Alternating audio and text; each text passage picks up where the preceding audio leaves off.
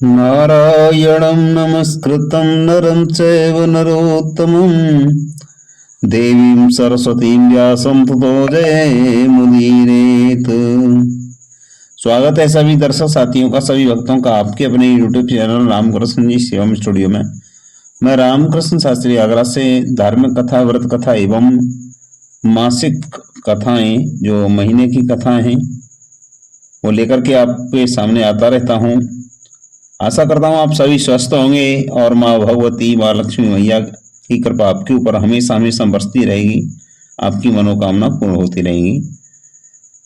चलिए बात करते हैं। आज बैसाख मास का द्वितीय दिन है।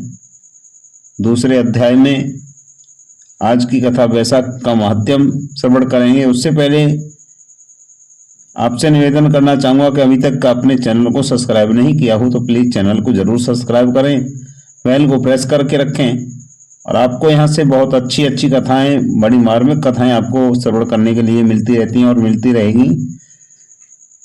तो चलिए शुरू करते हैं, ज़्यादा समय नहीं लेते हुए बैसाख का महात्म्य श्रवण करते हैं।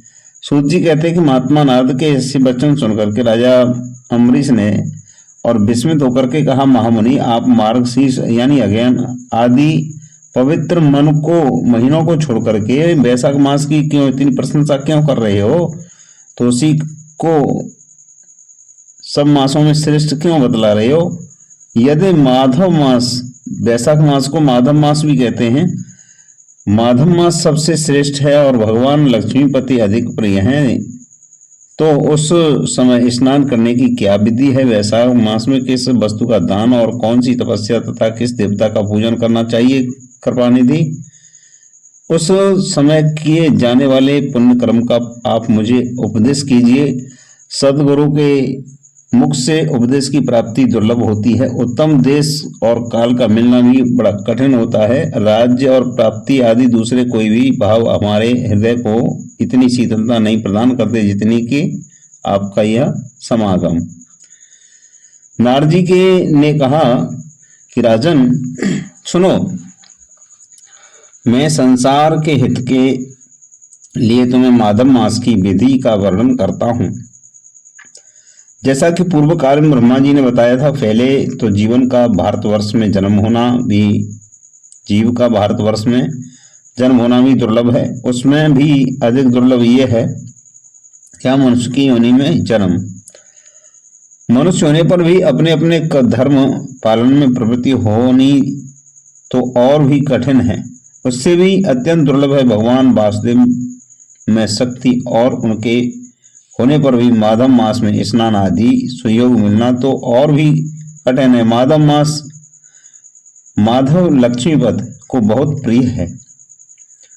माधव मास यानी बैसाख, बैसाख को पाकर के जो विधि पूर्वक स्नान, दान, जप आदि अनुष्ठान करते हैं वे सभी मनुष्य धन्य हैं और कृत करते हैं। उनके दर्शन मात्र से पापियों के भी पाप दूर हो जाते हैं और भगवत भाव से, भक्ति भाव से होकर के धर्माचरण के अभिलाषी बन जाते हैं। बैसाख मास के जो एकादशी से लेकर के पूर्णिमा तक अंतिम 5 दिन होते हैं ना, वे समूचे महीने के समान महत्व रखते हैं। राजेंद्र, जिन लोगों ने बैसाख मास में भांति भांति के उपचारों द्वारा मधु दैत्य के मारने वाले भगवान लक्ष्मीपति का पूजन कर लिया, उन्होंने अपने जन्म का फल पा लिया। भला कौन सी ऐसी दुर्लभ, अत्यंत दुर्लभ वस्तु है जो बैसाख के स्नान तथा विधि पूर्व भगवान के पूजन से नहीं प्राप्त होती?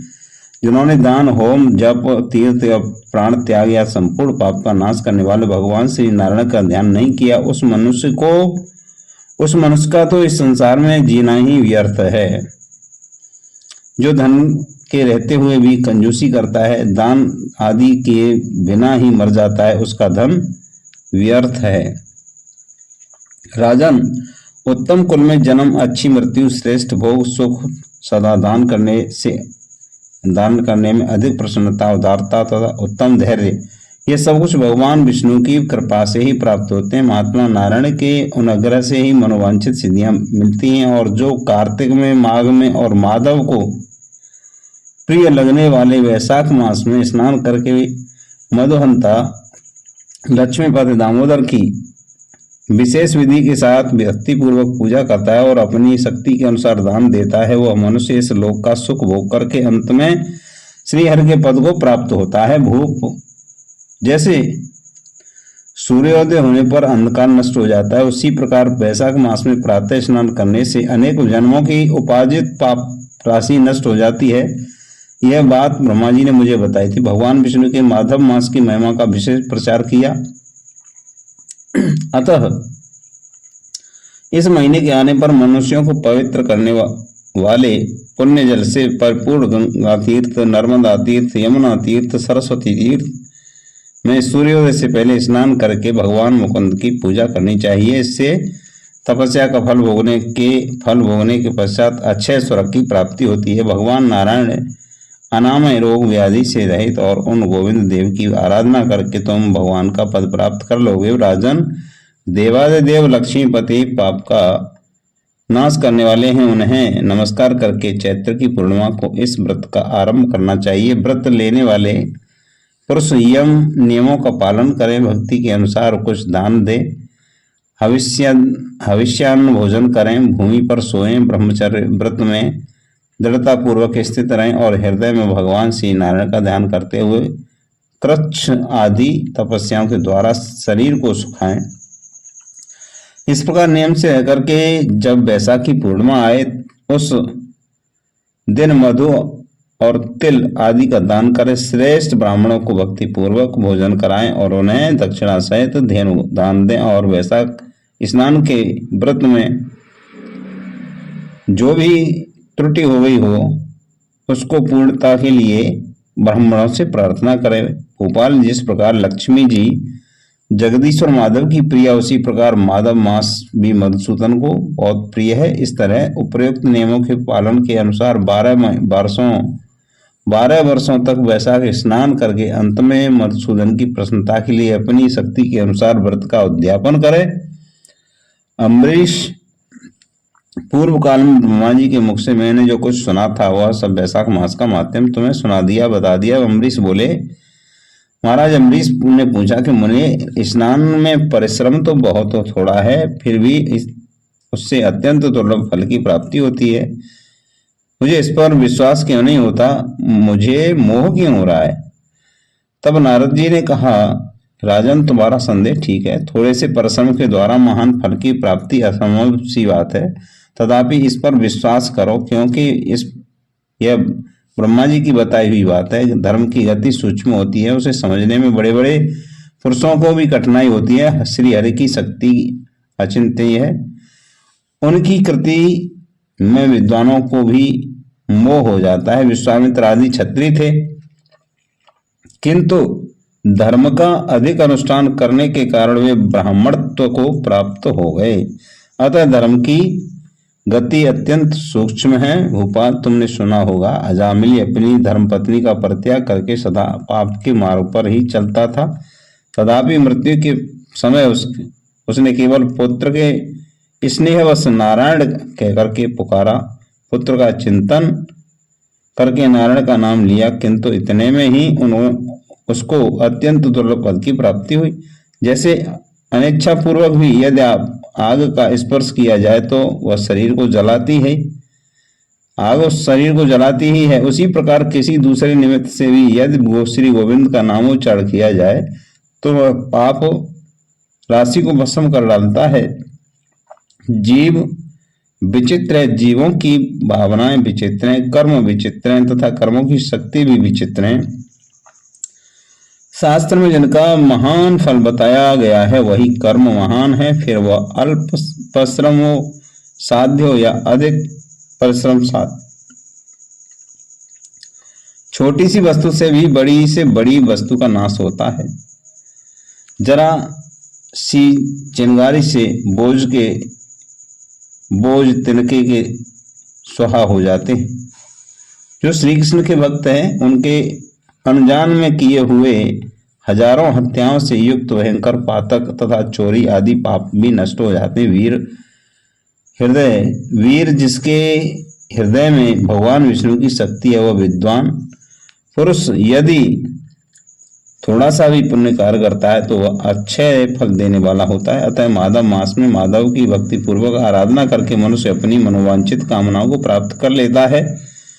इस विषय में संदेह नहीं करना चाहिए। शास्त्रोक्त विधि से किया जाने वाला छोटे से छोटा कर्म क्यों न हो, उसके द्वारा बड़े से बड़े पाप का भी क्षय हो जाता है। उत्तम कर्म की वृद्धि होने लगती है। राजन भाव और भक्ति दोनों की अधिकता से फल में अधिकता होती है। धर्म की गति सूक्ष्म है, वह कई प्रकारों से जानी जाती है। महाराज, जो भाव से हीन है, जिसके हृदय में उत्तम भाव और भगवान की भक्ति नहीं है, वह अच्छे देश और काल में जाकर जीवन और पवित्र गंगा जल से नहाता है और दान देता रहे तो भी कभी शुद्ध नहीं हो सकता है। ऐसा मेरा विचार है। अपने हृदय कमल में शुद्ध भाव की स्थापना करके वैशाख मास में प्रातः स्नान करने वाला जो विशुद्ध चित्त पुरुष भक्ति पूर्वक भगवान लक्ष्मीपति की पूजा करता है, उसके पुण्यों का वर्णन करने की शक्ति मुझ में नहीं है। अतः भोपाल, तुम वैशाख मास के फल के विषय में विश्वास करो और छोटा सा शुभ कर्म भी सैकड़ों पाप कर्मों का नाश करने वाला होता है। जैसे हरि नाम के भय से राशि पाप नष्ट हो जाते हैं, उसी प्रकार सूर्य के मेष राशि पर स्थित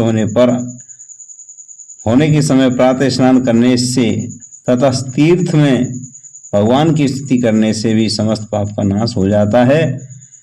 जिस प्रकार गरुड़ के तेज से सांप भाग जाते हैं, उसी प्रकार प्रातःकाल वैशाख स्नान करने से पाप पलायन कर जाते हैं। यह निश्चित बात है। जो मनुष्य मेष राशि के सूर्य की में गंगा और नर्मदा के जल में नहाकर 1 या 2 या तीनों समय भक्तिभाव से पाप प्रशमन नामक स्तोत्र का पाठ करता है, वह सब पापों से मुक्त होकर के परम पद को प्राप्त होता है। अम्बरीश, इस प्रकार मैंने थोड़े में यह वैशाख स्नान का सारा माध्यम सुना दिया। अब और क्या सुनना चाहते हो? तो आज की कथा यहीं विराम लेती है। मिलते हैं कल की कथा के साथ, वैशाख मास के 3रे अध्याय की कथा के साथ। तब तक के लिए मैं निवेदन करना चाहूंगा, अभी चैनल को आपने सब्सक्राइब नहीं किया तो प्लीज चैनल को जरूर सब्सक्राइब करें। जय श्री राधे कृष्णा, जय श्री श्याम।